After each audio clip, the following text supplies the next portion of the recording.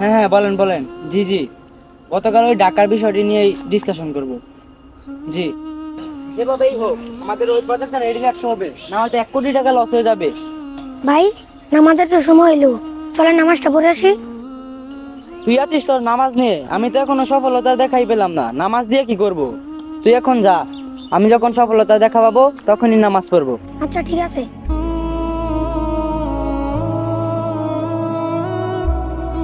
আপনারা কি করছেন? পরপর ব্যবসা শুধু লস হয়েই যাচ্ছে হয়েই যাচ্ছে, এখনো তো সফলতার কোনো দেখাই পেলাম না, কোনো লাভের দেখাই নাই ব্যবসায়। আমি কিছু জানি না, যা করার তাড়াতাড়ি করুন। আসসালামু আলাইকুম।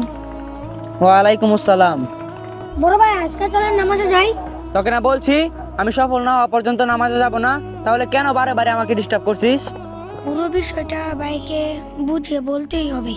ভাই, আপনাকে একটা কথা বলি, শুনেন। আপনি এখনো আসল সফলতার কাছে যাননি, তাহলে কিভাবে আপনি সফলতা অর্জন করবেন? মানে তুই কি বলতে চাচ্ছিস?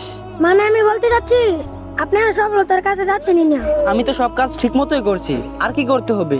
আপনি এখনো আসল সফলতার কাছে যাননি। আসল সফলতা মানে?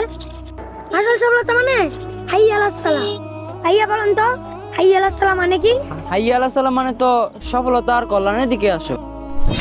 ভাই, কিছু বুঝতে পারলেন? আসলেই তো, আমি এইভাবে তো কখনো ভেবে দেখিনি। আসলে আমাদের সবচেয়ে বড় সফলতা হলো নামাজ। যদি আমরা 5 ওয়াক্ত নামাজ পড়ি তাহলে সফলতা আসবেই। তাহলে চলো ছোট ভাই, আজ থেকে নামাজকে নিয়ে আর কোনো বিলম্ব নেই।